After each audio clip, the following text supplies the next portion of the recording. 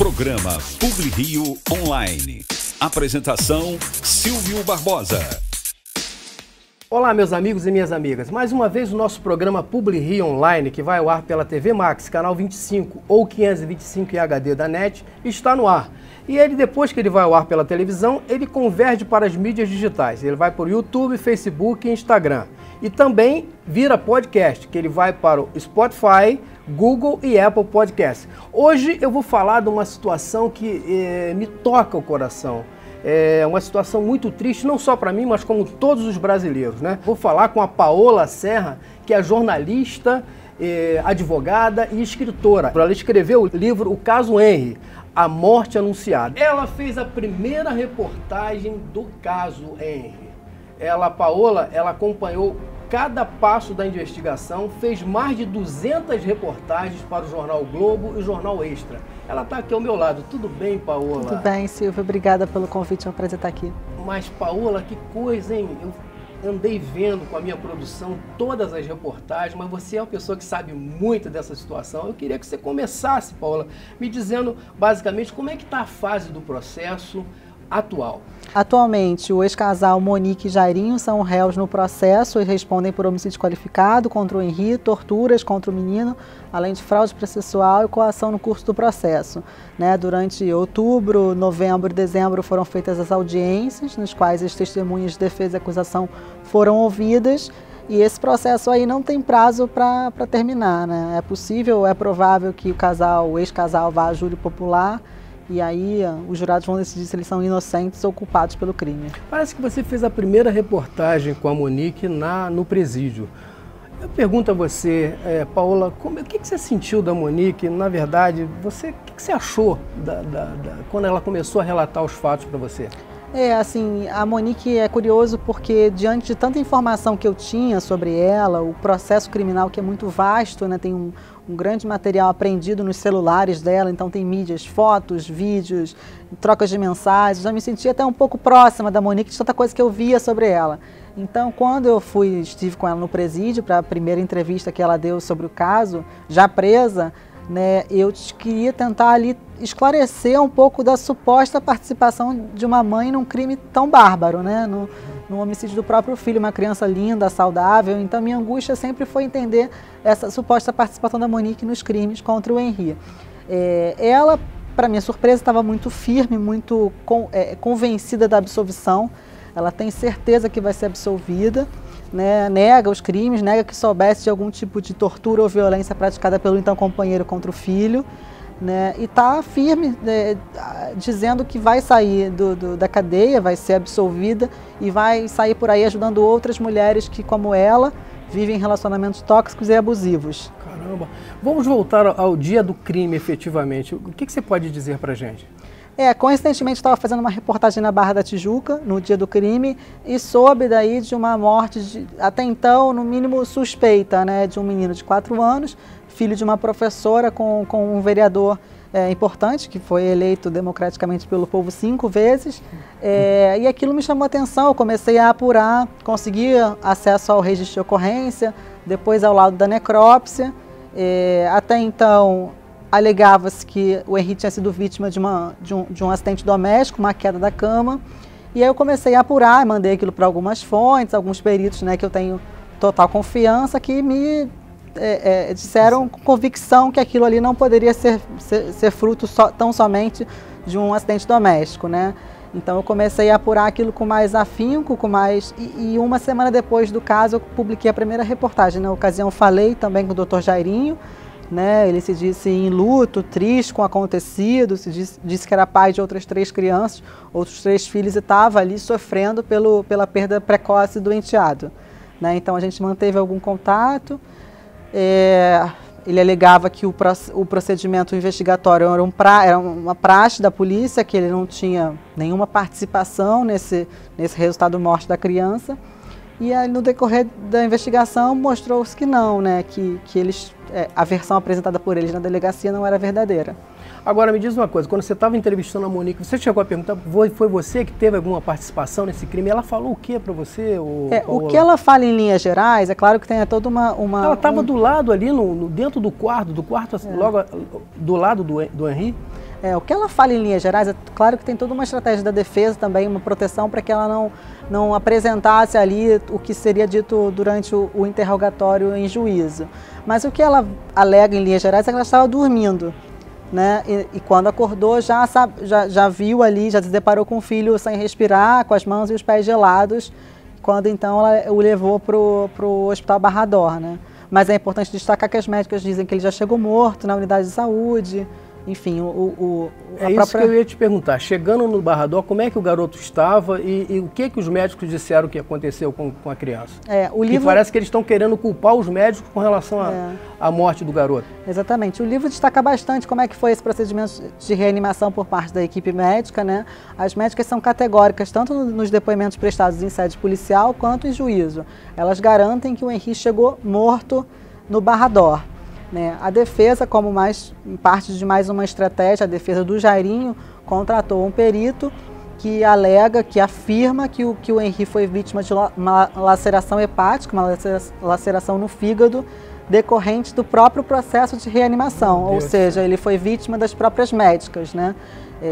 O perito diz que isso é um caso comum na literatura médica, eu procurei outros peritos que dizem que não, são casos quase inexistentes, né? Crianças que cheguem saudáveis ou vivas em alguma unidade de saúde, sejam ali no processo de reanimação mortas por uma laceração provocada pelas próprias médicas. Né? Agora, Paulo, olha só, vamos assistir agora, eu vi um vídeo na internet, o garoto descendo com a Monique e com o Jairinho no dia da morte.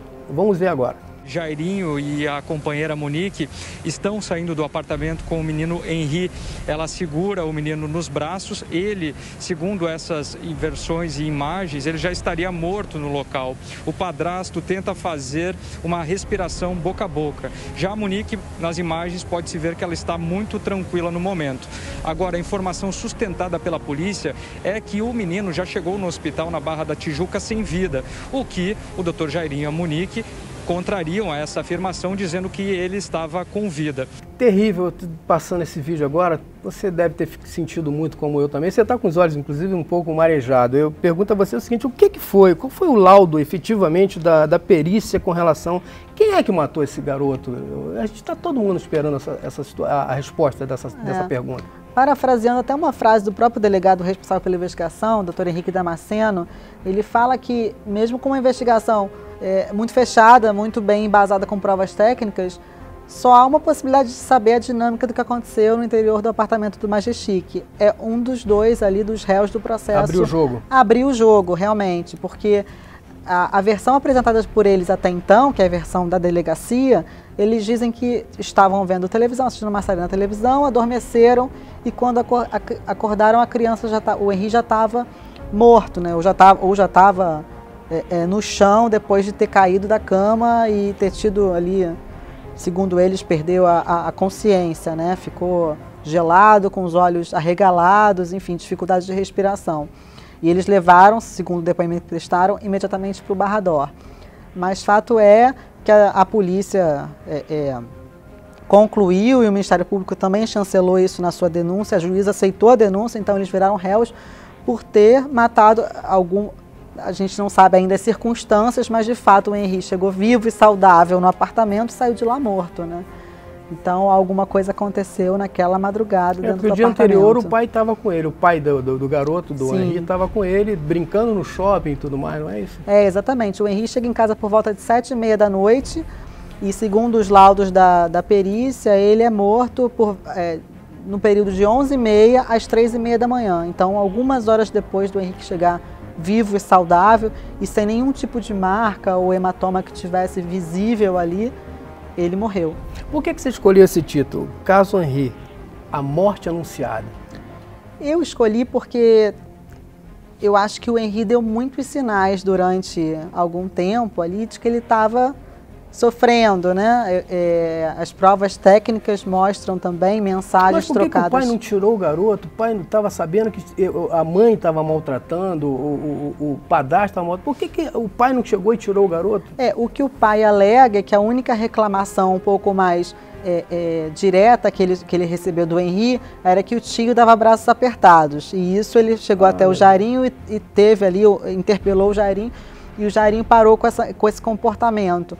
Mas segundo o pai, o engenheiro Leniel, ele não sabia das agressões ali diretas ou as torturas ao filho, né? Olha, então você trouxe para mim aqui 2 exemplares do livro, que eu mostro a vocês aqui, 2 exemplares do livro dela, da Paola, né? Que eu vou dar para os ouvintes que acessarem a nossa rede social e dizer que quer receber o livro, né? A gente vai dar para você, inclusive autografado pela Paola, tá? Eu li o livro, na minha concepção, eu tive que ler e ver a reportagem toda. Eu acho que não só eu, como todo o Rio de Janeiro, todo o Brasil está numa situação muito angustiante com relação a isso. Ô Paola, será que esse caso vai virar um outro caso Nardoni? Olha, eu não tenho como prever o que vai acontecer com o processo, né? A gente está numa fase diferente de outros livros que são feitos mais lá na frente. Eu fiz um livro sobre os bastidores da investigação e o início da fase processual, mas muita coisa ainda tem para acontecer, né? Esse ex-casal pode ser pronunciado e ir a júri, que é o que provavelmente vai acontecer, né? Que vai a júri, e os jurados vão decidir se eles são inocentes ou culpados, mas a gente não consegue ainda prever o desfecho dessa história. Não dá para adivinhar o futuro, né, Paola? Não dá para adivinhar. Paola, aguenta um minutinho que a gente vai ao primeiro bloco. Daqui a pouco a gente volta falando com a Paola Serra sobre o livro O Caso Henry, A Morte Anunciada. Programa PubliRio Online. Apresentação Silvio Barbosa. Praia e sol, Maracanã Futebol. Domingo, quem não gosta de praia e sol, Maracanã Futebol? Hoje nós vamos falar aqui com o nosso produtor cultural, o homem que agita o Recreio dos Bandeirantes, né? A Zona Oeste do Rio fica mais alegre, com mais entretenimento, com o Rogério Santos, que é o nosso produtor cultural. O Rogério está fazendo um grande evento agora, no dia 29 de janeiro, que ele vai falar pra gente. Tudo bem, Rogério? Tudo bem, Silvio? Prazer em estar aqui com você, rapaz. Eu que agradeço aí o convite, muito obrigado aqui a todos da equipe. Agora, Rogério, me diz uma coisa, como é que vai ser esse evento dia 29, cara? Então, Silvio, a gente já faz esse evento aí há alguns anos e ele tomou uma proporção muito legal, que eu juntei seu condomínio na praia com esporte e lazer. Show de bola, hein? Esporte e lazer por quê? É um evento que dura praticamente o dia inteiro. Começa com o café da manhã, entra para as cervejinhas, o churrasquinho, um torneio de futebol já tradicionalíssimo, da nossa rede que fala 25 anos. 25, é? A rede Casa Amarela, a mais tradicional do Recreio. Pô, legal. Agora, Rogério, vem cá, parece que vocês dão prêmios também para as pessoas que participam, como é que é isso? Isso, então, a gente sorteia bicicleta, diária aqui nesse hotel maravilhoso, ser designer, tablet, cadeira de praia, guarda-sol. Então quer dizer que a pessoa compra o ingresso, né? É o kit, né? Mostra o kit aqui, Rogério. Esse kit, a pessoa compra esse kit, né? Ganha uma bolsinha bonita pra caramba. Não foi feita pela Nana não, mas é bonita. Deixa eu ver aqui. Aí também tem a camisa, Rogério? A camisa do evento. Com motivos do Brasil, que maravilha. Ah, por causa da Copa do Mundo, né? Isso. Copa tá chegando, do Mundo, né? 2022. Agora, Rogério, tem jogador bom lá ou só tem perna de pau? Só craque, só craque. O nível é excelente, apesar de ter muito veterano. Tem a Sabrina, que é a atual campeã brasileira, que foi cria aqui da Casa Amarela. Que maravilha. Ela é fantástica, começou com a gente, vai estar também no dia, vai participar. Dia 29, não é isso, 29. Rogério? Eu convido a todos vocês, dia 29, vem para o Recreio, posto 11 basicamente, você vai encontrar em frente ao Hotel C-Design. O Hotel C-Design é a grife aqui do Recreio dos Bandeirantes, é a grife da Zona Oeste, né? Então você pode chegar em frente ao Hotel C-Design, no posto 11, na Praia do Recreio dos Bandeirantes, que você vai ter no dia 29, hein? Dia 29 de janeiro, o grande evento do Recreio dos Bandeirantes. Só para esclarecer, esse kit, as empresas, elas que encomendam esse kit para os seus convidados, entendeu? Então vamos ter que botar o telefone aqui para a rapaziada ligar, né? Isso, Rogério? As empresas patrocinadoras. Eu quero agradecer ao Rogério, Rafael... Não, diz o nome da Nilson, empresa, Rogério da onde? Rogério da BAP, Rafael, Multisseguros, Nilson da Stone, Marcelo do C-Design, Marcelo do C-Design, Gilberto da Alternativa, Claudinho, da Jeca. Muito obrigado, Rogério. Eu que agradeço. Não posso esquecer de dizer que hoje Rafael Longo é o nível AA do futebol e o pai dele, nosso amigo Nelson, foi o fundador da rede. Ah, é? Tá na área? Vai estar na área. Vai estar na área. O Nelson vai vir entregar o troféu. Olha, show de bola, então. Rogério, brigadão, então. Tudo de bom, cara. Obrigado. Tamo junto aí. Eu estou conversando aqui com a Paola Serra, que é a jornalista que fez o livro O Caso Henry, A Morte Anunciada.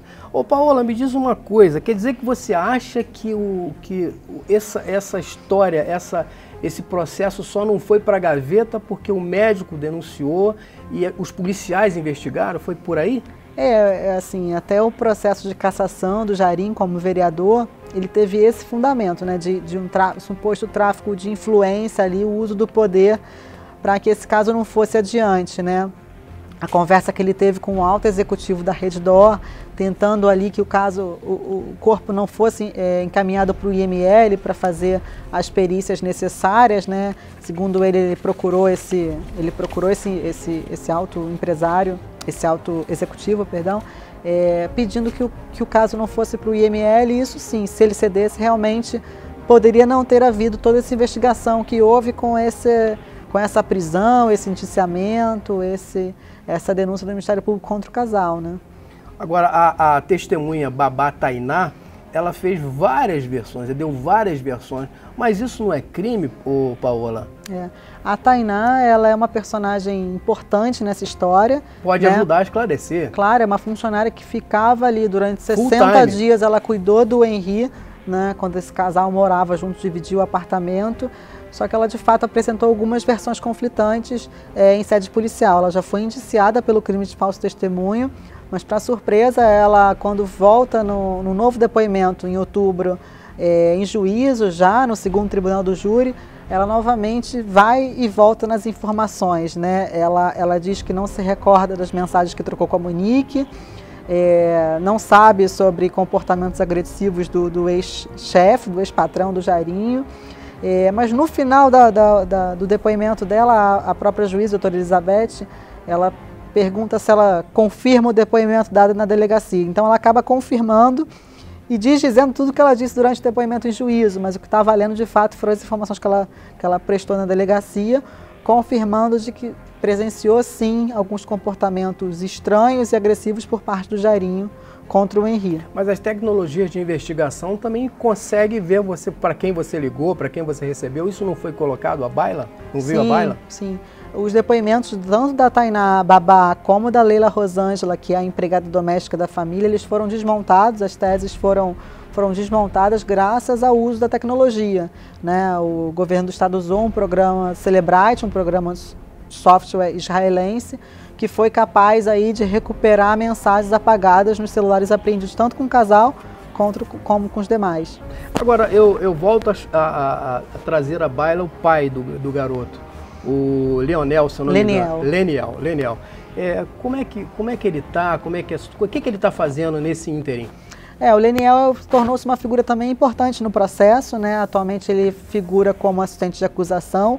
Então ele auxilia ali o Ministério Público na produção de provas, enfim, ele vai atrás de testemunhas, ele teve um papel desde o início de muita importância e relevância nesse caso, né? Não só prestando depoimentos e entrevistas e fazendo o caso realmente repercutir, mas também virou uma pessoa que as próprias testemunhas buscaram para emitir informações, as ex-namoradas do Jairinho que vieram depois também, que denunciaram agressões pretéritas e que nunca tinham sido ditas, também foram até o Leniel. Então ele se tornou ali uma figura importante no caso.